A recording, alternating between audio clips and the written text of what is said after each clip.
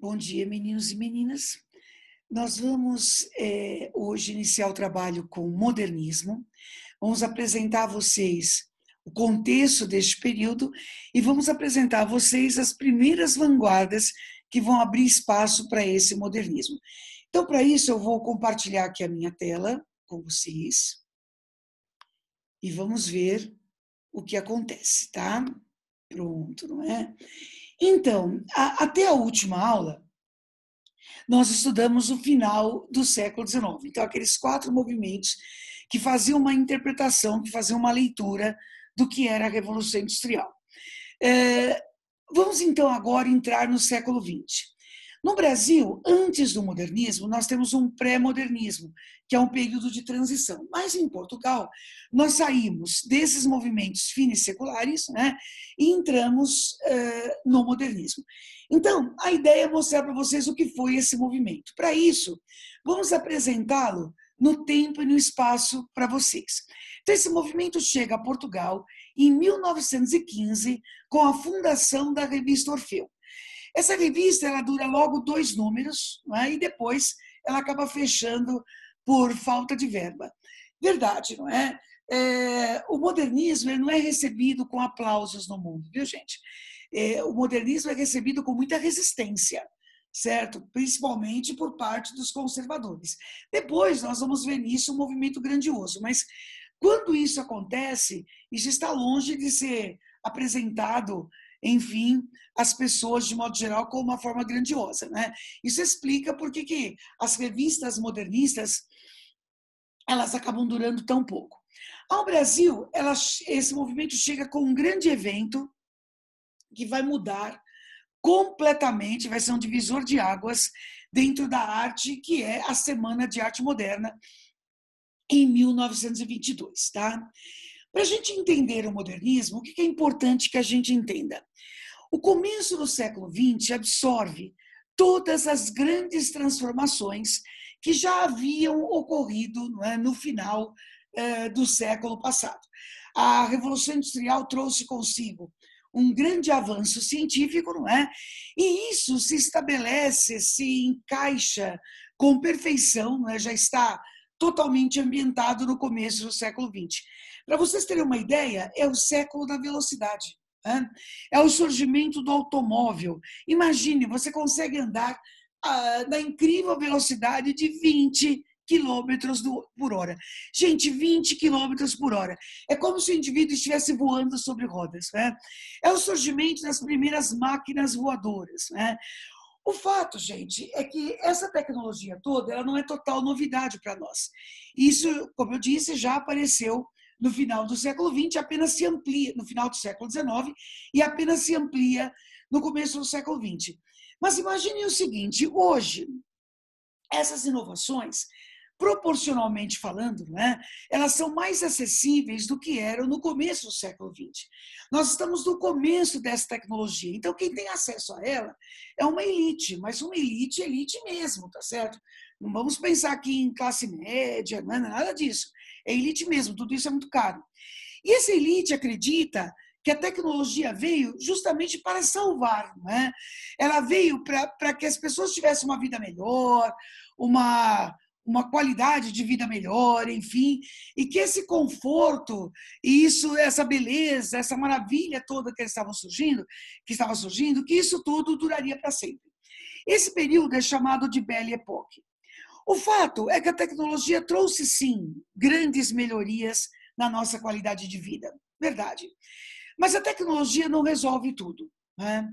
Veja que este mesmo mundo que vai absorver essas grandes inovações vai conseguir, em menos de meio século, passar por 2 grandes guerras mundiais. Certo? E com um intervalo, um pequeno intervalo entre as duas. Veja onde eu estou querendo chegar com isso. O artista desse período, seja ele um pintor, um músico, um escultor, um escritor, ele acredita que a linguagem do século XIX é insuficiente para traduzir, a melhor palavra é essa, né? Para traduzir esse começo do século XX. Não era possível falar desse turbilhão de inovações, né? Desde a primeira máquina voadora, né? Até, enfim, a Grande Guerra, usando uma linguagem simbolista, por exemplo, usando uma linguagem parnasiana. Então, essa primeira geração modernista, ela surge com o compromisso de buscar essa nova linguagem. Essa gestação desse modernismo tem o seu auge justamente na década de 20, que, se vocês repararem aqui em cima, né, é o período entre guerras. Isso, na arte, na filosofia, foi conhecido como os anos loucos. Porque é justamente quando essas grandes mudanças de comportamento, né, e de valores aparecem com mais força. Então, vamos mostrar algumas para vocês entenderem do que a gente está falando. É o surgimento do jazz moderno. Veja que até o começo do século XX, as pessoas dançavam a valsa de Strauss, uma música extremamente convencional, né?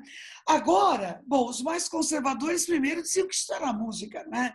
Quando as pessoas tocavam o jazz, quando elas dançavam o jazz, é como se elas se sacudissem ao ritmo do jazz. Se sacudissem mesmo. É para vocês entenderem isso da forma assim mais pejorativa possível. Hoje, para nós, jazz é praticamente música clássica, né? Mas não vão acreditar que isso foi recebido com essa mesma abertura que hoje nós tendemos a receber esse tipo de música, tá? Sensualidade, então.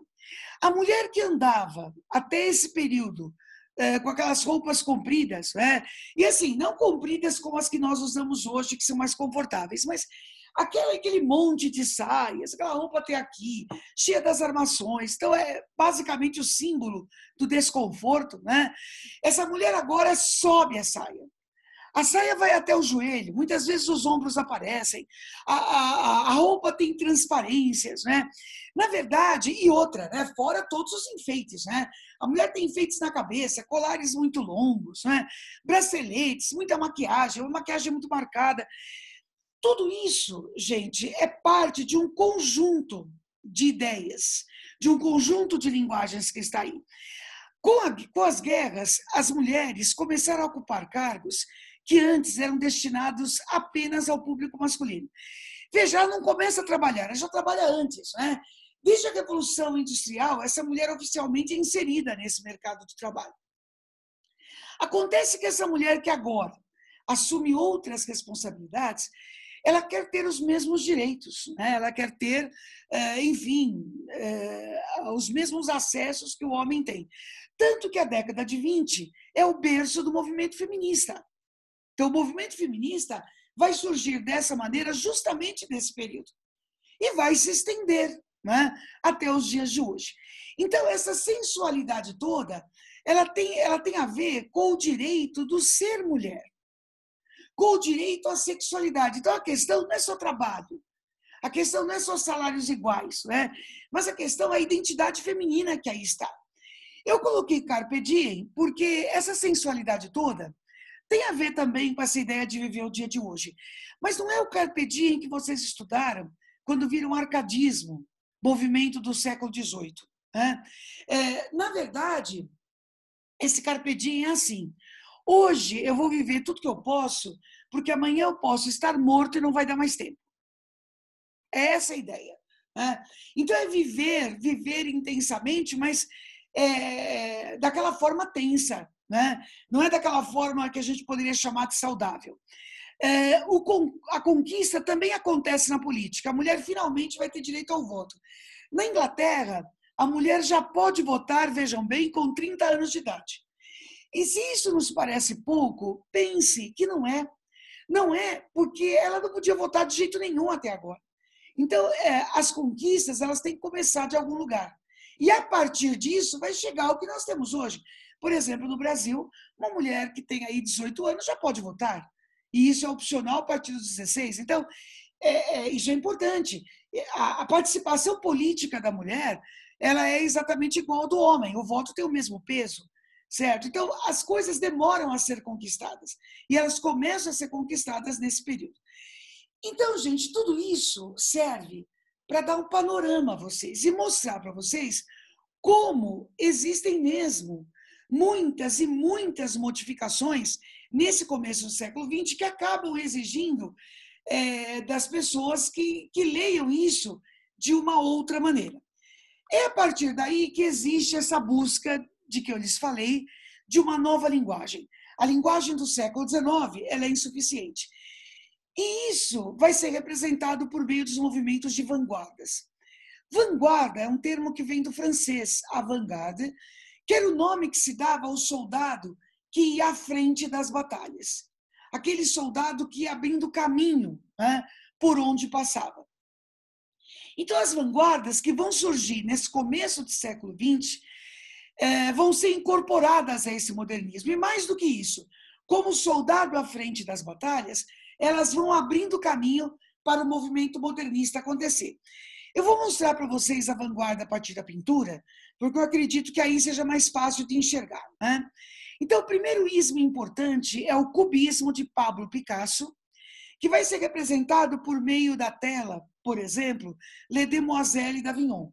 Olha, gente, a parte boa é que o nome da vanguarda significa aquilo que ela é. Então, cubismo lembra cubo e cubo lembra forma geométrica. O cubismo é a sobreposição de formas geométricas, né? Veja esse quadro que abre a exposição cubista de Picasso, Les Demoiselles d'Avignon, ou seja, as mocinhas, as senhoritas de Avignon. Veja que essas mulheres, elas não são representadas como se fossem uma fotografia.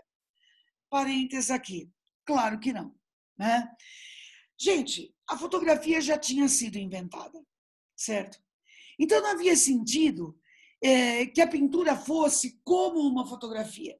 Se você quer a imagem de algo, de alguém, de um objeto, exatamente como ela o indivíduo vai até lá e bate uma foto, certo? A pintura passa a ser a representação disso, certo? E, neste caso, por exemplo, por meio da sobreposição de formas. Quando o Picasso apresentou esse quadro, um crítico disse: mas isso não são mulheres. E ele disse: claro que não, isso é um quadro. Justamente reforçando a ideia de representação. Veja essa fala do Picasso. A arte não é a verdade.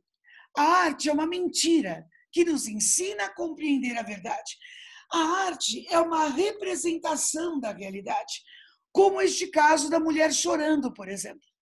Veja só, você imagina, você consegue perceber que isso aqui é uma mulher, veja as lágrimas que aparecem logo aqui, não é? Mas se nós fôssemos desenhar uma mulher chorando, com certeza não a desenharíamos assim, certo? Então, é a minha representação. Se não é a sua, sem problemas, não é? Mas é a minha. É isso que ele está dizendo a você, tá? Em 1909, bom, desde 1909, não dá para não passar por esse, não é? Veja que nós temos aqui o Guernica, do Picasso, que é, com certeza, a tela mais representativa desse grande pintor, que é um retrato da guerra que estava acontecendo naquele momento. Veja que os rostos não são tranquilos, nem os rostos das pessoas, nem as representações dos animais, né? Veja que, evidentemente, isso é uma imagem de turbilhão, né? É uma imagem de confusão, é uma imagem de dor. Mas é uma imagem, é uma representação, não é um retrato. Tudo isso, volto a dizer a vocês, a partir da sobreposição de formas. Muito bem. Na literatura, isso também vai acontecer, certo? Agora, vejam bem, do mesmo modo que na pintura, nós temos a sobreposição de formas geométricas, na literatura, esse cubismo vai aparecer também por meio da sobreposição. Eu trouxe para vocês visualizarem um poema de Carlos Drummond de Andrade chamado Poema de Sete Faces. O poema se chama Poema de Sete Faces porque ele tem 7 estrofes, né? E cada estrofe é como se o eu lírico olhasse para um canto e ele dissesse a você o que está acontecendo lá. Mas, importante, uma estrofe não continua a outra. Há uma sobreposição de situações. Exatamente como vocês viram na pintura, uma sobreposição de formas geométricas. As estrofes são descontínuas, como se fosse essa sobreposição de imagens, certo? Como se o indivíduo não conseguisse entender o que uma coisa tem a ver com a outra. Então, vamos ver para vocês enxergarem isso. Quando nasci, um anjo torto, desse escrevi na sombra, disse: vai, Carlos, ser goste na vida. Vai, Carlos, ser desajustado, ser torto na vida. Agora, veja a segunda estrofe. As casas espiam os homens que correm atrás das mulheres. À tarde, talvez fosse azul, não houvesse tantos desejos. Conseguem perceber que não existe continuidade? A segunda estrofe se sobrepõe à primeira. O bonde passa cheio de pernas brancas, pretas, amarelas. Para que tanta perna, meu Deus? Pergunta meu coração. Porém, meus olhos não perguntam nada. O homem atrás do bigode, conseguem reparar? É como se a cada estrofe fosse começar um poema novo. Né? O homem atrás do bigode é sério, simples e forte. Quase não conversa. Tem poucos, raros amigos. O homem atrás dos olhos e do bigode. Meu Deus, por que me abandonaste? Se sabias que eu não era Deus, se sabias que eu era fraco. Veja que nessa estrofe do poema, a impressão que nós temos é que o eu poético surta. Né? É que o eu poético, de repente, sem entender nada, ele clama a Deus. Mas como Drummond era alguém que não gostava de se apanhar no momento de fraqueza, né? Ou no momento de sensibilidade, o que ele faz? Ele joga com a ironia. Mundo, mundo, vasto mundo. Se eu me chamasse Raimundo, seria uma rima, não seria uma solução. Mundo, mundo, vasto mundo, mais vasto é o meu coração. Eu não devia te dizer. Mas essa lua, mas esse conhaque botam a gente comovido como o diabo. Então, ao final, é como se ele dissesse a você, ó, você achou que eu estava chateado? Eu estava bêbado, né? Por isso enfim, que eu expus tudo isso. Então, de verdade, não é? Essa descontinuidade de estrofes, essa sobreposição de estrofes é um jeito cubista de montar o poema, tá? Em 1909 surge o futurismo de Filippo Tommaso Marinetti. Gente, o futurismo surge na Itália, enquanto que o cubismo surge na Espanha, né? E vocês vão perceber que os outros ismos surgem em outros lugares. Isso é um jeito de dizer a vocês que essa busca por uma nova linguagem, ela vai acontecer em todo lugar, né? Esses ismos todos depois vão ser chamados no conjunto de vanguardas europeias, mas quando eles surgem assim, em lugares diferentes, mostrando para nós, né? Como isso funciona, né? Mostrando para nós que essa busca por uma linguagem nova, efetivamente, ela é geral, tá? Bom, futurismo lembra futuro, e isso significa incorporação da civilização material. Vejam essa tela de Giacomo Balla. Automóvel mais velocidade mais luz. Veja que a imagem exata do objeto você não tem. Aliás, é uma representação extremamente abstrata, né? Os traços rápidos, por exemplo, eles sugerem essa ideia de velocidade. O automóvel mal aparece, né? A gente até tem a sensação de ver as rodas, né? Mas no máximo, se a gente fosse identificar o objeto, né? Com certeza, no máximo que a gente conseguir identificar aqui é a roda que acaba se confundindo com os outros traços. E tudo isso junto forma um traço de luz. Então, se o primeiro quadro já nos pareceu, não é, abstrato, imagine esse, né? Mais ainda. Olhem esse, não é? Também do Giacomo Balla, lâmpada de rua. Veja que aqui nós temos a lâmpada de rua, a gente percebe, não é? E a luz que emana dela se confunde com a luz da lua, numa reverberação que tem até cores diferentes. Gente, a civilização material, ela será incorporada na pintura, mas ela vai aparecer também na literatura, justamente quando se fala dessa realidade, não é? Na poesia, como nós temos aqui, por exemplo. Poeta e trabalhador, então um poema de Mayakovsky.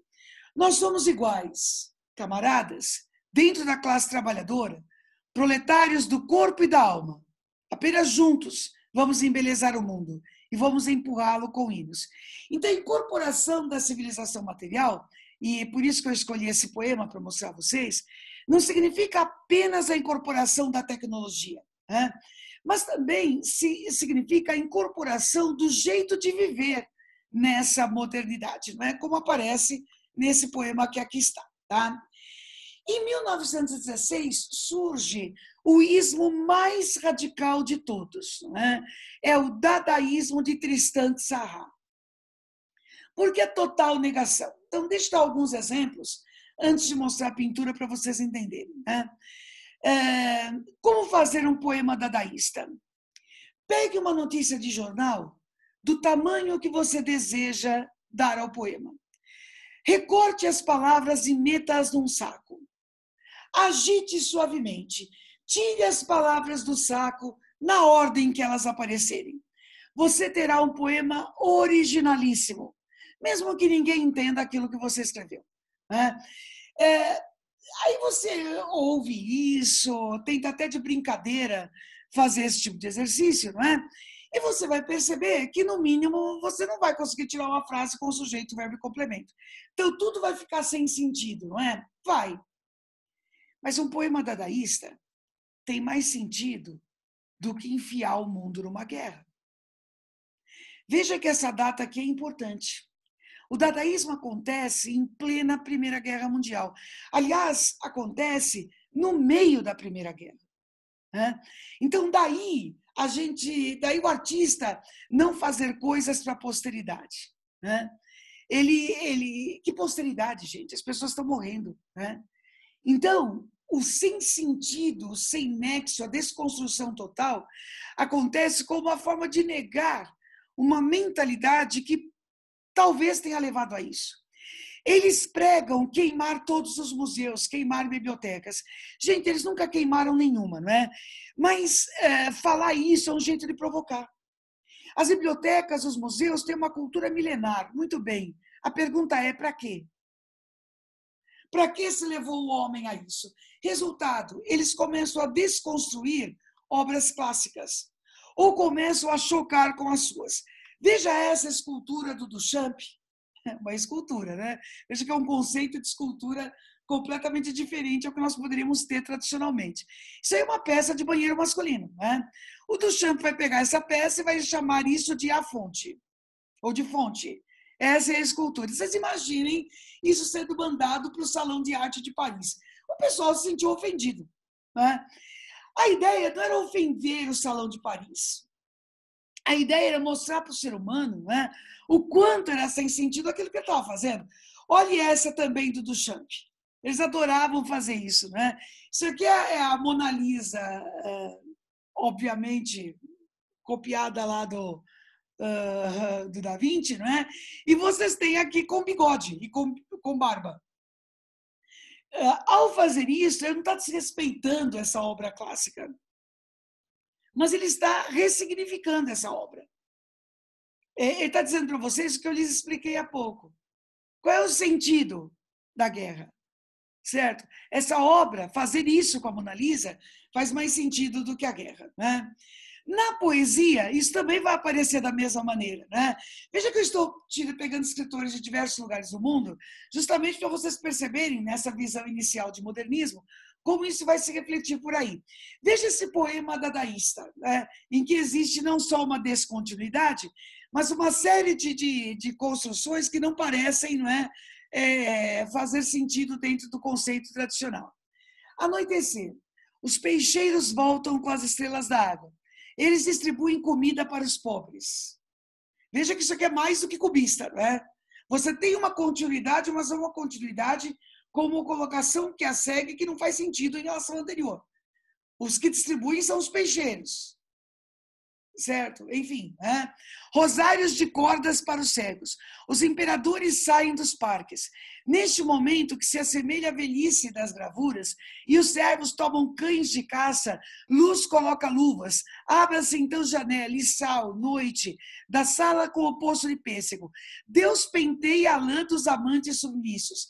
pintar os pássaros com tinta, mude a guarda da lua, vamos caçar besouros para armazená-los em uma caixa. Nós vamos para o rio para fazer panelas de barro. Vamos para a fonte para te beijar. Nós vamos para o parque comunal, até que o galo cante para escandalizar a cidade ou para o celeiro se deitar, de modo que a grama seca te machuca e ouça as vacas ruminam, que depois elas ansiarão pelos bezerros. Vamos, vamos, vamos. Veja que vai num crescendo. É como se dissesse, está tudo acontecendo. Não faz sentido, não. Não faz. E basicamente é isso que ele disse a você. Não faz sentido, né? Em 1924 surge o surrealismo de André Breton, que é justamente a temática do inconsciente, né? É a presença do onírico na arte. E o onírico representa justamente essa imagem do sonho, né? Quando se diz que o olho só enxerga em estado selvagem, o olho está em estado selvagem quando nós estamos sonhando. Isso explica por que nós sonhamos coisas que muitas vezes nos parecem completamente absurdas, né? Mas no sonho elas parecem normais. O olhar que está lá é o olhar do inconsciente, né? É o tal estado selvagem, certo? Que não está contaminado com aquilo que está à sua volta, com os artificialismos à sua volta. Daí, esse quadro do Dalí, né? A persistência da memória. Veja os relógios derretendo. Olha o relógio lá pendurado num galho de árvore, que, por sua vez, está em cima de uma mesa, né? Repare que são as imagens do sonho. Olha só. Olha a galáxia das esferas. Que, na verdade, é a atomização da cabeça de alguém. Olha a imagem do sono. Certo? Então, não são imagens que correspondem à realidade, mas à realidade do sonho, com todos os exageros e com os traços maiores do sonho, né? No Brasil, nós vamos ter um poeta que trabalha com essa tendência surrealista na segunda geração modernista, que é Murilo Mendes. Olha só, ninguém sonha duas vezes o mesmo sonho. Ninguém se banha duas vezes no mesmo rio. Nem ama duas vezes a mesma mulher. Deus de onde tudo deriva e a circulação e o movimento infinito. Ainda não estamos habituados com o mundo. Nascer é muito comprido. Então, o nascer deixa de ser aquele momento tradicional em que a pessoa vem à vida, né?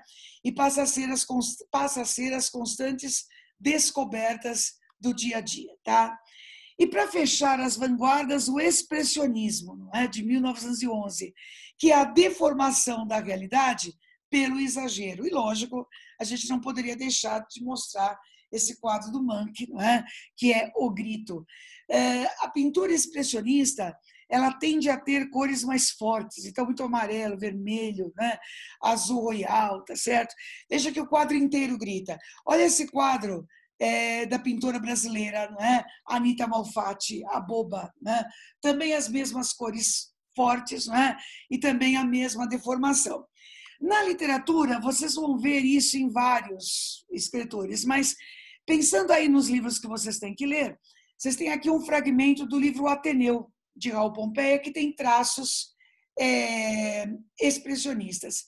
E se vocês lerem esse trechinho com atenção, vocês vão perceber que existe a deformação dos companheiros de classe. E essa deformação acontece pela emoção. Os companheiros de classe eram cerca de 20, uma variedade de tipos que me divertia. O Gualtério, miúdo, redondo de costas, cabelos revoltos, motilidade brusca e caretas de símio. Palhaço dos outros, como dizia o professor.